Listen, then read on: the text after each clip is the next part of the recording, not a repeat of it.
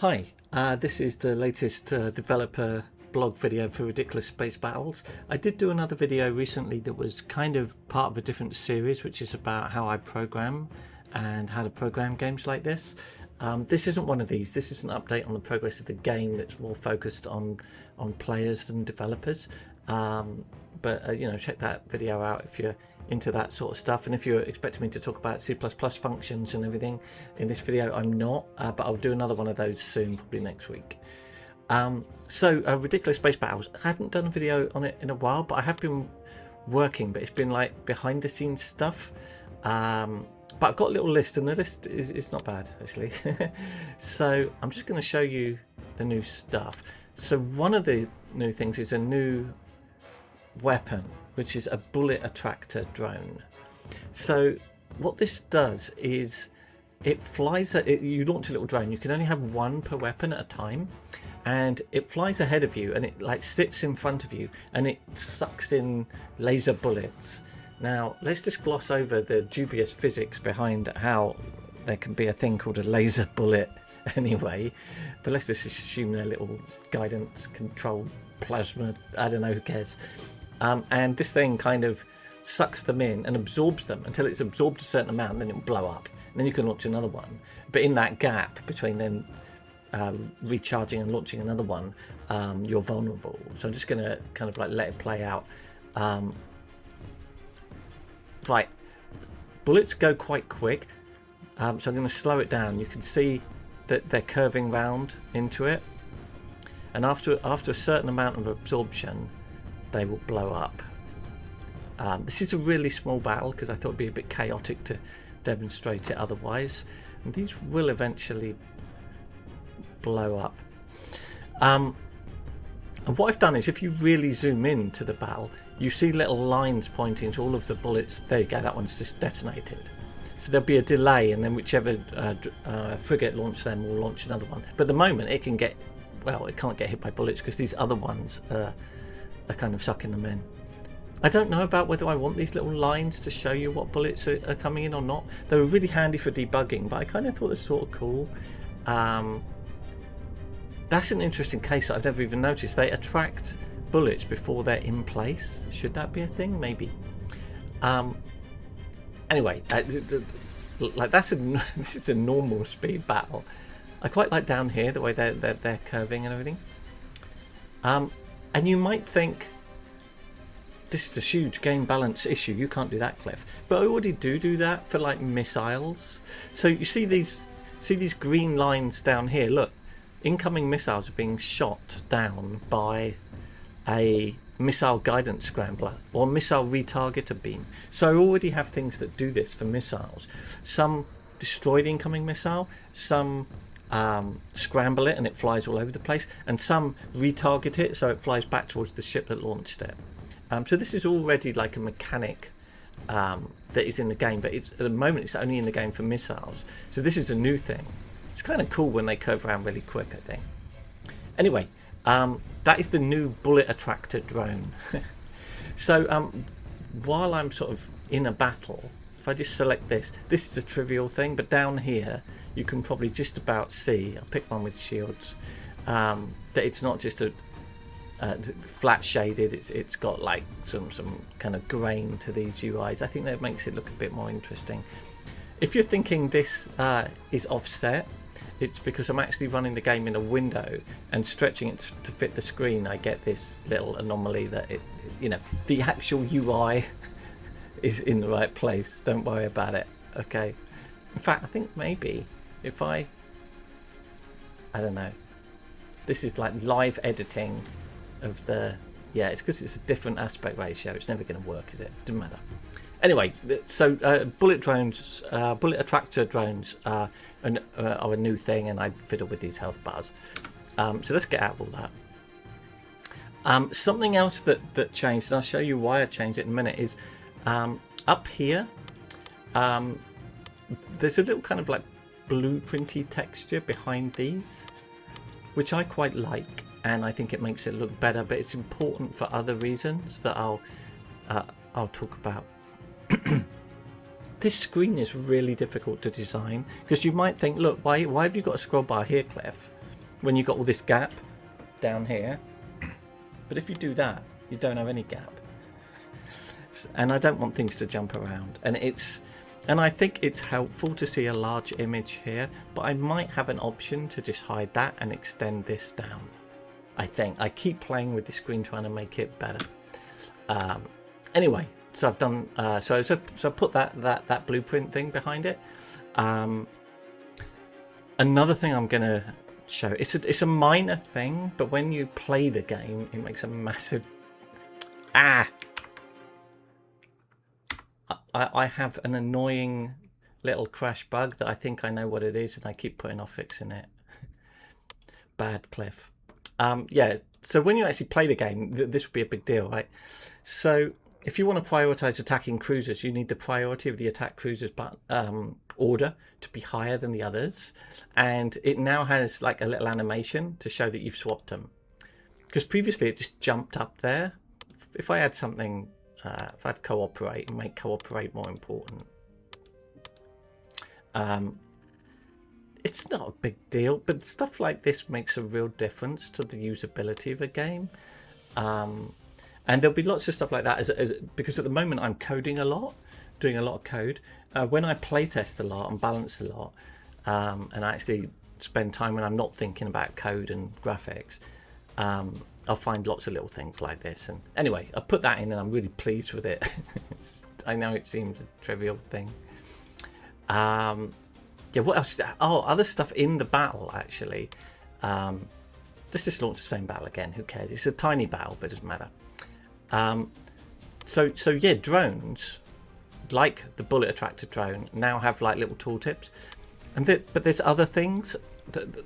There's other drones that are a lot more common than those, although I don't have any in this battle. But if we can get a ship to explode, come on. Someone achieved something in this very expensive war. Something just blew up, didn't it? I think. Did someone lose a ship? We lost something. But it might have just been... Oh, here we go. Yeah, we just lost a ship here. Right, there we go. Yeah, escape pods. Escape pods are roughly the same size as drones, although they behave differently, and they do have different graphics if you could zoom in even more. But they have tooltips now. So escape pods have tooltips. Mines have tooltips. I haven't got any mine layers on this battle.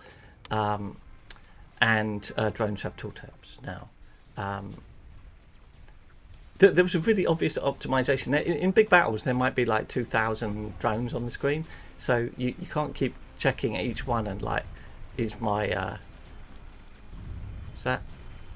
Yeah, you've got to be just over it. You can't check all of them regardless. You have to have like slight cleverness in the algorithm to do it. Anyway, it doesn't matter. So one of the other things is if I select a ship, this image here used to be like a static picture of the ship hull, and now I draw all the stuff on there. So I draw the engine glows on there, even though it's not moving, and I draw these like pulsing green power module doodads on there. And the tiny little lights which you can barely see, but at the back there, if YouTube didn't compress videos, you'd see little running lights on this ship. If you really zoom in a lot, you can see them when it's running.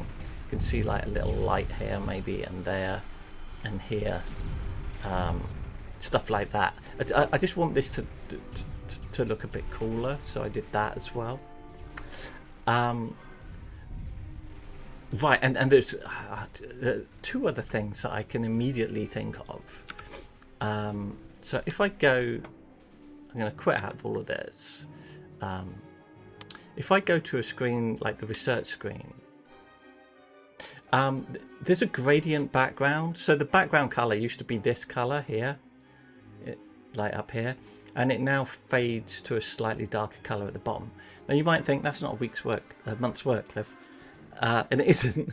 It's 10 seconds work, but there's a lot of work filling with the colors so that it looks okay and you can still see everything, but you still get the effect. And I experimented with different corners being different colors slightly, and I don't know, I think it looks a lot better. I wish I put in a hotkey so I could just turn it off to show you the difference, but it does look a lot better, and it's kind of in everything.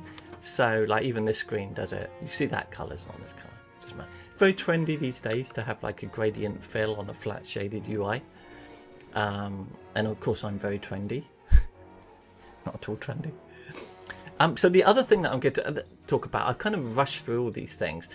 And that's because these are all kind of like fairly minor things. Because what I've been working on, this might be a bit crash prone at the moment, is the campaign and the campaign UI. So the campaign in the game is slightly different to just playing one of the skirmish battles, which you've seen me play. And the way it works is you start a new campaign and that you have a certain number of resources and you deploy and you fight the enemy, just like any skirmish. But you'll almost certainly win. And any ships that survive are then part of your fleet for the next battle, and you get some points to reinforce, to add extra ships.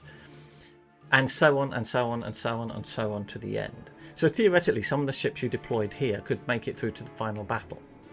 And I like this as an idea, as a game mechanic, because what this does is it completely changes how you would design your fleet.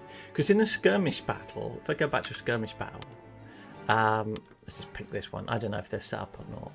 So I can look, oh, there's so many cruisers, so many frigates, and they're in this layout. So I know, like, if there's no fighters, I know not to bother with anti-fighter weapons. If there's all cruisers, I know to concentrate on cruisers. Blah, blah, blah, blah, blah, right? So you just pick the perfect fleet. And the way the game is designed, back when I invented autobattlers, the way it's kind of designed is not for you to put together a fleet that wins. Winning is overrated. It's to win by the smallest margin, because that gap between how many points you could have spent on your fleet and how many points you do spend on your fleet is how much what your reward is, which you can then spend on new stuff. So the idea is to fight this battle, win, hopefully, or keep messing around till you win, and then think, would I win without that ship? You know, would I win without that one? If I swapped this ship for that ship, which might be cheaper, would I win? And you keep doing that until you just win by the... And I think that's a good mechanic, because it encourages replay, which is always good, because you get more playtime for your money. But I also think it means that there is a game design reason that you are pushing to have really nail-biting battles, which is what everyone wants. No one, unless you're like a really annoying 13-year-old who's, you know, got anger issues or something, no one wants to play a game where you just win all the time and it's easy. What you want is to think, oh, I just did it, that was amazing. That's the feeling that you want, and that's what the game design of skirmishes is around. So this is one way to play the game, right? But in campaign, when you're playing a battle and selecting ships, you don't have the option of completely scrapping your fleet and putting together a new fleet that wins this battle, because part of your fleet is from the last battle, and they're the ships that survive, so that you don't even get to decide which ships from the last battle. I mean, that depends how well they do, right?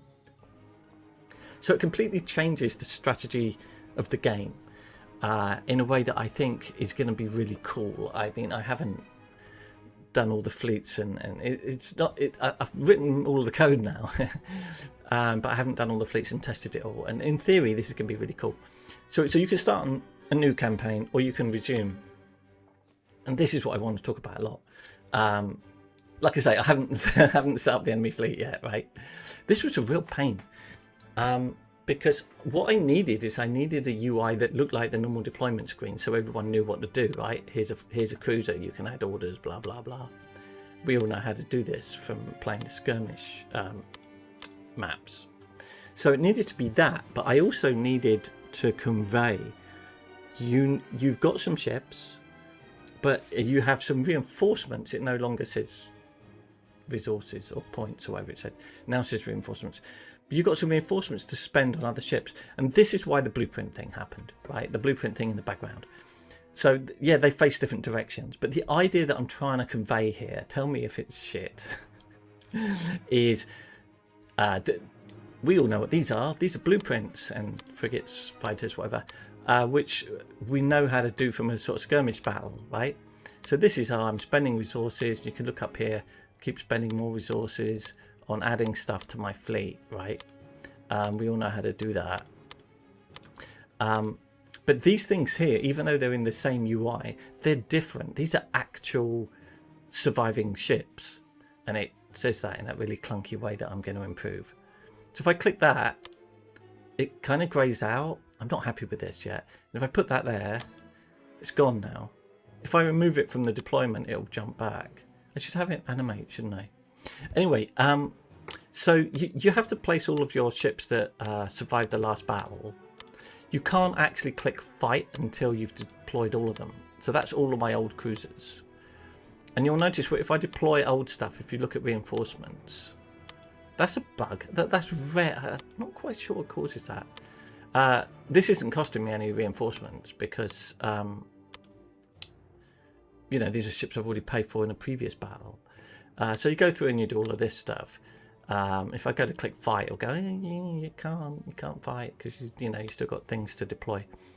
I'm unhappy with this screen, but I'm much happier than I was last month because I think I'm getting there in terms of conveying that these are new designs and these are existing ships. Part of me wanted the new designs to be all blueprinty, like blue outline or like this, but the thing is I need them to look the same as they do on a normal skirmish battle because they're doing the same thing. It's like, this is an idea for a ship, I'll have 12. Okay, so this has to be consistent with the other way of playing the game. And then you think with this, well, maybe with this you could make it like the white outline, not outline, you know what I mean, like the white silhouette as it were, to convey that it's different. But that seems almost wrong to me. Oh, I just found a bug. No, I haven't. That seems almost wrong to me because these are actual ships and these are just designs. So these really should look solid. They should look like the real thing. Now, obviously, there'll be a tutorial, right? And obviously, the first time, and obviously people will work it out. I get that, you know, I'm not that worried about this. Just see if that still works. Yeah, so you can still do save and load on this, and it'll, you know, it'll work. In fact, so something I haven't done is saving and loading a mixed deployment of existing ships and reinforcements. I need to do that. You know, people work out how to do this. It's not rocket science, but it's always good if everything's intuitive. You know, it's always good if you play the game and you skip all the tutorial, you don't care, you don't read anything, and you just go, yeah, I want to play the campaign, how do I do the thing? Because, you know, games are meant to be fun, not work. I'm interested to know people's opinions. The other thing is, because I need a lot of space here to show a load of stuff now, I've got rid of that preview thing with the big picture of the ship. I don't have room for it here. I know you're thinking I've got a load of space here and I've got a load of space here and I could widen this so it's got more columns, and I could, but then it doesn't line up with that. And if this is too wide, then it's hard to read across and see things. UI design's really hard, and I've done a lot of games that are quite original. I design kind of like from scratch. If you're doing that, I'm doing a visual novel or I'm doing a FPS. Everyone knows what everything should be, and you don't have to solve an unsolved problem. So for my sins, I always end up working on a game where it's like, how conceptually can we do this? And which is quite hard. Anyway, you know, feel free to say, dude, this works perfectly, it's fine. I'm probably like overthinking it or something. I don't know. Anyway, so I think that is it. So yeah, in a month I have done bullet attractor drones. I've done this UI for the campaign. I did this these little backdrops behind here. I did the preview image, lights and everything showing in the battle. I animated the changing of orders. I put gradient fills in most of the UI, and I added tooltips for the drone and escape pod stuff, and I did a video about programming. I think that's not too bad, actually. I was worrying that have I got much done, but no, I've actually got quite a lot done. Anyway, if you're thinking, if you're randomly watching this video by mistake or you've just woken up, this is Gratuitous Space Battles. It's an auto battler, and you can wishlist it on Steam, and obviously you should do that. Yeah, I'll do another video next month with all like the new stuff that I've done. Please like, please subscribe, And if you've got any comments, I do read all the comments. You know, if you've got an idea to improve this screen, let me know if that's all right. And but if you think it makes sense, I knew this was going to go off, and yet somehow, just typical, isn't it? There we go. There we go. That must be the end of the video because the timer's gone off. Anyway, thank you for watching, and I'll see you in the next video. Cheers.